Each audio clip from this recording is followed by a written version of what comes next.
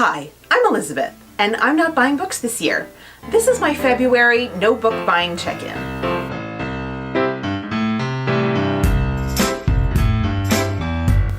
So if you're new to my channel, I'm not buying books this year.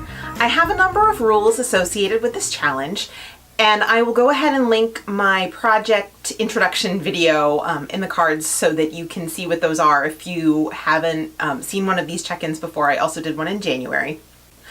This month, February 2019, I read 15 books, 10 ebooks, 2 audiobooks, and 3 paperbacks. The sources where I got those books, I had 12 books off of my TBR, 2 library books, and 1 Audible credit book. I didn't purchase that book, I used my Audible subscription, which I have a couple of extra credits for, and we'll talk a little bit about the Audible subscription in a few minutes. As far as the library books go, I am allowed to take library books out with some restrictions. So that, like I said, if you haven't seen the project intro video, then that's where you should go for that information. As far as the subgenres that I read this month, I read 1.5 steampunks, 1.5 paranormals. What's 1.5? I didn't read half a book. One of the books, it sort of is dual genre, so I just sort of split it because I didn't know how to count it. 9 contemporary romances, 2 historical romances, and 1 sci-fi romantic suspense. That's part of the In Death series. I don't know what else would qualify as sci-fi romantic suspense, but definitely all the J.D. Robb books are that. I typically break my monthly wrap-ups into 2 parts. So the first part is already up, I'll link that in the cards, but the second part will come out Sunday. And the reason that I do that is that it would be a lot to review 15 books, at least in the case of this month, at one time. And so in the interest of not making people sit through like a 45-minute long video, I just break that into 2 parts, and I plan on continuing that every month. As far as the cumulative total of books that I've read this year, I have read 32 books between January and February. I am on track for completing my Goodreads goal of reading 200 books. Unfortunately, I had kind of thought, well, maybe I could just make all 200 books off of my TBR. I didn't really think that through, so I'm not going to achieve that, I don't think, unfortunately. I had always sort of planned on using the library, particularly for audiobooks, and these, I am counting audiobooks as books read. And so those were never going to be things off my TBR just because I don't have a TBR pile of audiobooks. I listen to them as I buy them, which is my ultimate goal for literally all of my reading. I want to get to the point where I'm buying a book and then reading it instead of hoarding them like a, crazy book hoarder. So unfortunately what that means is I have only read 15 books off of my TBR this year. A lot of that is due to January because actually this month I did pretty well. But in January I read a lot of KU books, and if you're interested in hearing why that is, I will link my January check-in in the cards. I am still tracking my bookish temptations. I spend a lot of time on bookish social media, particularly Twitter. And I hear about things all the time that I think I might be interested in reading. And I'm tracking these for 2 reasons. First, because I don't want to lose track of some of the books that I hear about, whether they're by favorite authors or people who are new to me that, maybe it's a debut that I wouldn't necessarily hear about until their next book came out. Maybe their next book never comes out. So I just want to make sure that I'm kind of keeping track of the things that I pass up just to cut down on the FOMO aspect of this project. And then also, in order to, I've seen other people do projects like this online, either on blogs or on YouTube. And one of the things people always ask towards the end of the project is, how much did you save? And while I do have a monetary goal, because I am saving for a thing, and I'll talk a little bit about how much I have saved so far in a second, but I also want to look at it in terms of what I might have spent if I weren't doing this project. I also this month highlighted the books a little, so I started to color code them. I color coded them, one according to things that I was interested in at one point and then have since learned things about that made me not interested in them. I had one book that I heard was a cliffhanger and that people didn't like the way the third book in the series ended, and I don't want to go into a series knowing that I'm not going to like devote 3 books to it and not like the outcome. And then also another book that had consent issues that I just have no interest in books with consent issues, generally speaking. At least I have a line and I know who to trust in terms of telling me how an author walks that line. If that line isn't going to work for me, I'm just going to pan the book. There's no point in my buying it. So in January, I added 26 books to that spreadsheet.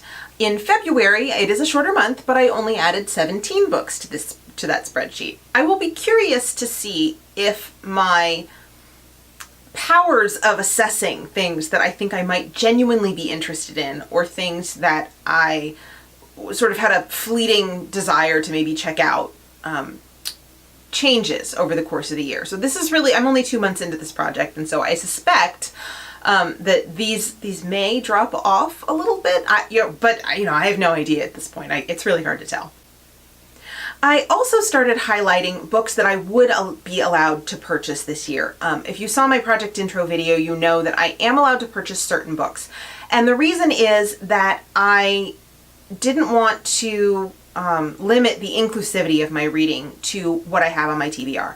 I have a lot of 1970s, particularly 70s and 80s category romance.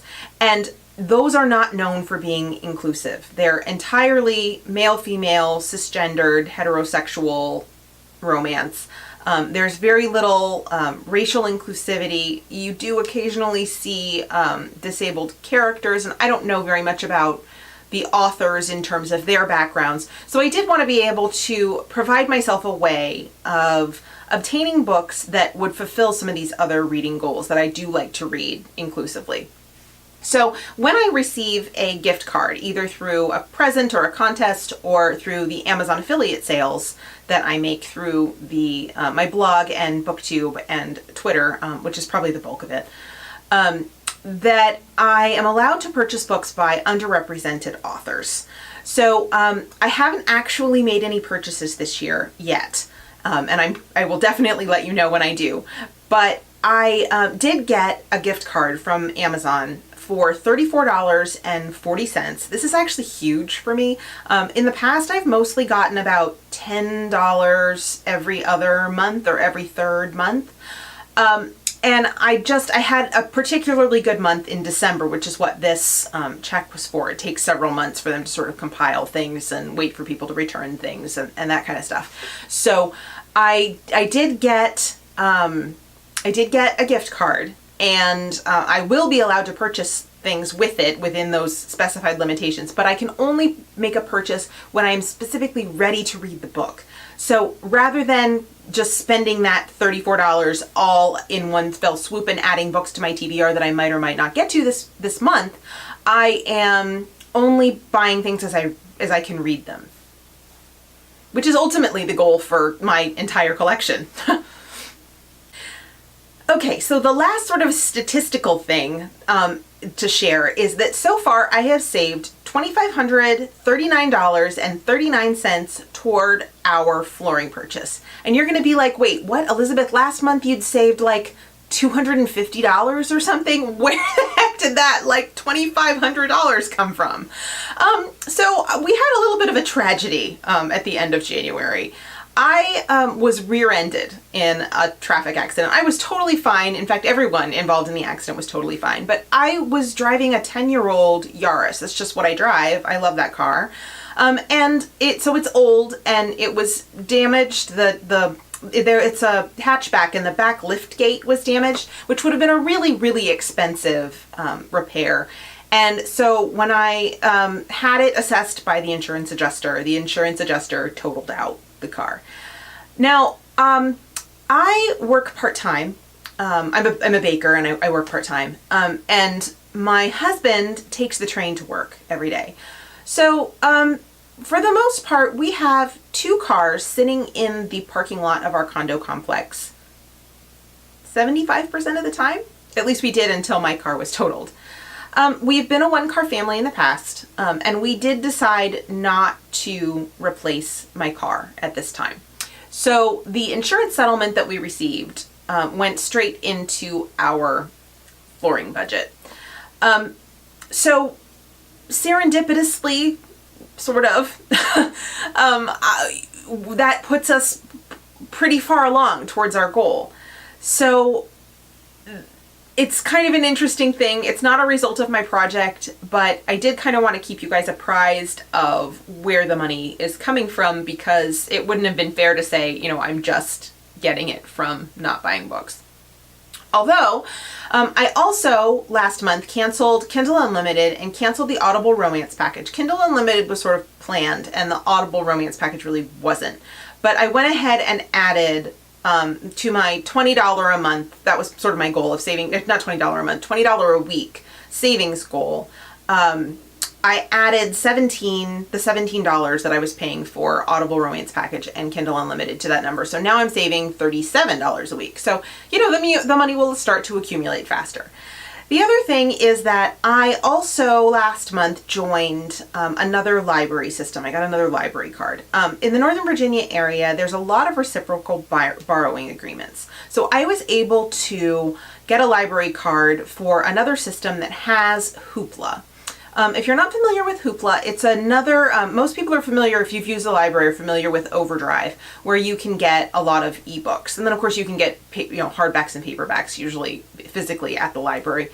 But in terms of ebooks and audiobooks, those are available through Overdrive. And then there's another system that handles lending differently, and I don't need to go into the details of that for you. If you're interested, you can look it up, Google it, it's easy. But they have a totally different selection of ebooks and audiobooks, and my library system doesn't have that system, Hoopla, but another system does. So I got access to a whole bunch of new audiobooks. No, I don't want to say new audiobooks. I mean audiobooks that I wouldn't have had access to in the past. So I am thinking now that it might be nice to cancel Audible. I just paid this month's Audible credit bill. I don't know, whatever. It just came out of my account. So I have some time to make this decision, but I noticed that I had 3 unused credits in my account before making my most recent purchase. Now I have 2 unused credits in my account. And so I'm not listening at the same rate as I was before I sort of figured out how many audiobooks I could get through the library. And the thing is, I have to kind of remember that with any of these services, I am allowed to resubscribe anytime I want. I'm not Kindle Unlimited. Kindle Unlimited I committed to canceling for the year, but I can subscribe to these, I can resubscribe to these services anytime I want. There's no reason to keep paying a monthly fee. Number one, if I'm not using the service, and number two, if I'm just planning on maybe carrying over the credits and using the service in the future. So I'm leaning towards canceling my Audible membership, if just for a few months. And then also my understanding is that Audible runs specials periodically that you're only eligible for if you're not a current member. So I figured it would be worth maybe unsubscribing and then resubscribing at a later date. We'll just have to see how that plays out. First of all, you're gonna laugh because you're gonna see what's behind me, and I'm gonna say this and you're gonna laugh. I loathe paperbacks. Paperbacks, yeah. I have had a really hard time reading my paperbacks. Part of it is some of the type in these paperbacks is really tiny. I'm 40 years old. I don't wear glasses or anything. I don't need glasses. I've recently had my eyes checked. But the type is really small. And I like having my ebook type that I can either adjust or it's just, and I mean, I don't ever really have to. It just comes out bigger than paperback type.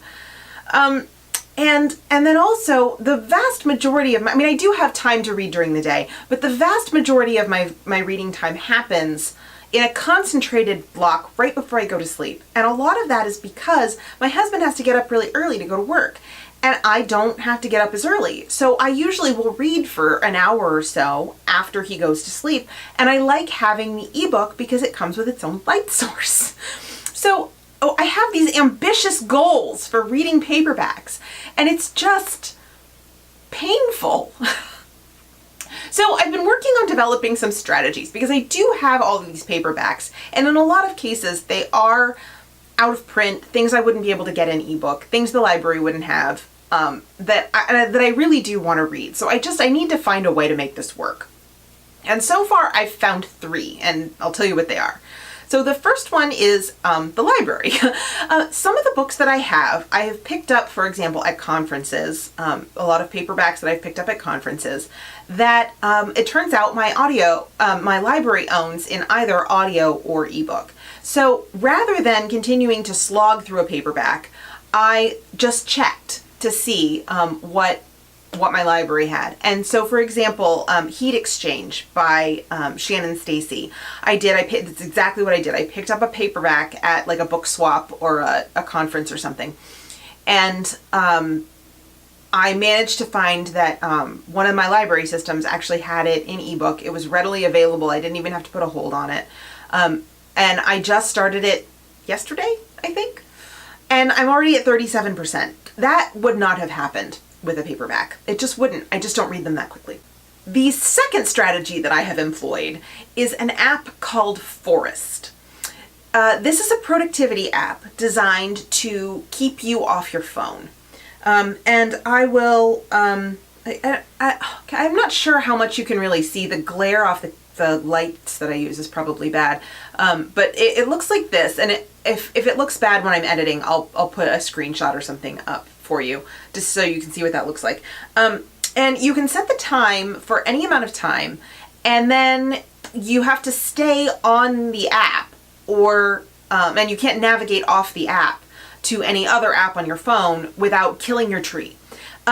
I love these sort of gamification productivity apps. I've used various ones over the years. Generally speaking, they work for a few weeks or a couple of months, and then it stops to be quite so entertaining to me, and I have to find something else. But for the moment, this Forest app, where you set a time and you grow a tree in that amount of time, is holding my attention enough to keep my attention on a paperback and off Twitter or email or whatever else is distracting me for the period of, usually like half an hour is what I've been setting it for. The third way is something that I haven't tried yet, but that I'm looking forward to, and that is because I am able to, because I'm saving so much money, including over and above what I'm putting toward our flooring, because I'm also not buying other things, which I don't talk about in detail on my channel. If you're interested in that, I do post updates about that on Twitter. So follow me on Twitter at Elizabeth J. Lane if you're interested in sort of the other aspects of my not buying stuff this year. But I am saving quite a bit of money in a lot of different ways. And so I can afford, and I mean, not that I couldn't have afforded before, but I certainly can afford to take myself out for treats on occasion. And by treats, I would count fancy coffee or donuts or, whatever, things out that I wouldn't ordinarily normally do or buy in my regular daily life, because I make coffee at home, I make breakfast at home. I don't really eat out a ton. So, but I do enjoy that. And I do enjoy like reading in coffee houses and that sort of thing. So my idea is that I can take a paperback with me. Of course, I wouldn't leave my phone at home or anything, but I could definitely, for example, leave my phone in the car just to go into a cafe. So that's my plan. Once or twice a week, starting in March. So we're going to see how this goes in March, to take myself out and treat myself to something fancy and fun that I wouldn't ordinarily buy, and bring a paperback with me so that I actually read it. But between those 3 things, I'm hoping that allows me to get through more paperbacks in March than I got through in February. I also changed the composition of my TBR pile so that I would be reading more paperbacks, so that it's just that I had planned to read more paperbacks than I did in February. The next thing that I've kind of been thinking about, and this is somewhat related to the plagiarism scandal that happened last week. If you watch my This Week in Romance mini series, that I've been doing on Fridays. I talked a little bit about that plagiarism scandal. But as a result of that, there's been a lot of discussion online about Amazon and concerns about their monopoly and their business practices and things that have just sort of made me think about, particularly with this project, because the only books that I can buy are basically as a result of my Amazon affiliate sales, how tied I have become to Amazon. I would rather, for example, purchase from the Ripped Bodice, which is the romance-only bookstore that does wonderful things for the romance community. In fact, their diversity report is coming out soon, which is just, it's a tremendous service to the community. It's a lot of work, something that they're doing that that nobody else is doing, that Amazon would never do. And so I do value them as a bookstore. Unfortunately, and you guys are going to have to correct me if I'm wrong, but I cannot figure out that it is possible to purchase ebooks from the Ripped Bodice. I was under the impression that you could do that, but I've searched their site every which way I can think, and I have not been able to come up with a solution. So the other thing is, apparently, as far, and this varies tremendously from publisher to publisher, but for authors, because Amazon is a retailer, Amazon takes a cut of the purchase price of a book. So if, for example, me as a reader, I buy a book from the publisher as opposed to from Amazon, generally speaking, at least as far as I've been able to determine, it's the same price. They can still deliver it straight to my Kindle or my Kindle app, since I read on a sort of generic tablet rather than an actual Kindle. And the author would make more money, as I said, depending on their contract, but frequently the author would make more money by my buying their book from the publisher rather than from Amazon. Now, there's a this is very limited this year because, so far, I have a $30 budget, $34 budget for the entire year thus far. I mean, I'm sure I'll get more later, but for right now, it's a $34 book budget. And I did think that perhaps what I might be able to do is I'm still not quite sure how to handle the affiliate thing, because that's just the easiest way for me to make any sort of amount of money for all the work that I put into this at all, that I've been able to figure out. But to be able to perhaps use that for other things that I buy at Amazon, like I buy my granola bars off of Amazon, for example, to be able to use that money for other things and then purchase my books somewhere else. So that's one thought. I'm not entirely sure how else to untie myself from Amazon, but that's going to be something that I'm going to be thinking about going forward. And then particularly as I move off of this year, try to think about, whether or not Amazon is a good in our world. And I'm still at the very beginning stages of that, so I don't know that I really have any answers, just questions. The last little bit of reflection that I've done has been along the lines of decluttering. And this has taken several shapes. So the first shape that this has taken is that one of the reasons that I started this project of not buying stuff, and sort of more broadly even than not buying books, is that I sort of looked around and decided that my space was too cluttered. And so I didn't need any more stuff. Now, I had sort of hoped this is funny, but true, that things would sort of magically start to disappear as I used them up and wore them out and such. And I think it has, but not at the rate that I would like in terms of using this project to declutter my space. So I am in March going to start kind of a decluttering project. Now, I've tried the Marie Kondo method in the past, and not to denigrate her or anything, because I think she's wonderful and I think she's done a lot of great things, and aspects of her program do work for me. I love this, the question of asking me, holding an object and asking if it sparks joy. I love that. I also love the concept of thanking the object for its role in your life before you give it away. I like that too. But as far as the wholesale pull everything out, put everything back, it's too much for me. It requires too much emotional energy. It requires too much space, and I can't do it her way. But I do have, actually, hang on.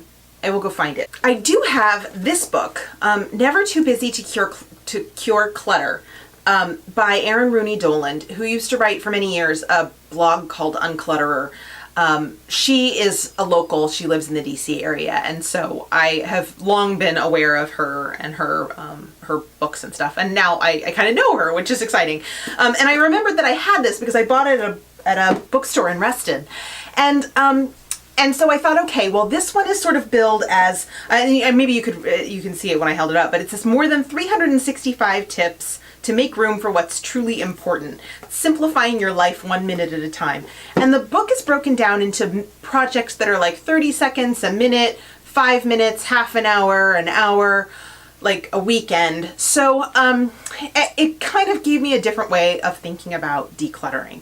And I was able to sort of break some of my big projects and things that I know I need to do into much smaller projects, and it just feels a little less overwhelming. So I don't know how much I'm actually going to use the book, but just even reading the introduction gave me another set of skills to apply to the problem of my having too much stuff beyond the Marie Kondo method that I'd tried and didn't work for me.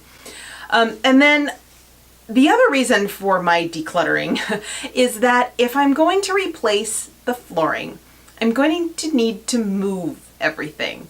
And right now, that would be difficult. I run an Etsy store under my, this is Elizabeth Lane is a pen name, and I run an Etsy store under my given name, where I sell mid-century modern housewares. And I have mid-century modern housewares everywhere in this room. In fact, I'll after I'm done here, I'll just sort of film a little bit of where I'm sitting and maybe insert it up here. We'll see. We'll see how that works. I'll see if I can get something, that's lit enough that you can kind of see what's going on here. But the clutter in my filming space has become irritating to me. Plus, things won't sell if I don't list them. So I do need to get some of those things done, and that would be good for a lot of reasons. So I have sort of broken that down so that I can get some of this stuff out of my house. So as far as the things that I talked about today, I am curious about how you guys are feeling about sort of things like do you have paperbacks? Do you find them more difficult to get through than ebooks? Am I alone in this? Have you had misgivings about Amazon recently? Have you even thought about this? It's okay if you haven't. I don't expect everyone to sort of like immediately start boycotting Amazon or some silly thing. No, I mean, it's something that I was thinking about. And then decluttering. Decluttering is such a huge thing right now with the Marie Kondo series. Have you decluttered anything? What tips work for you? Because obviously I'm in need of them. I hope this has been entertaining and informative in some way. Have a good week. Doubt not, slay some words, and Lex has your back. Bye.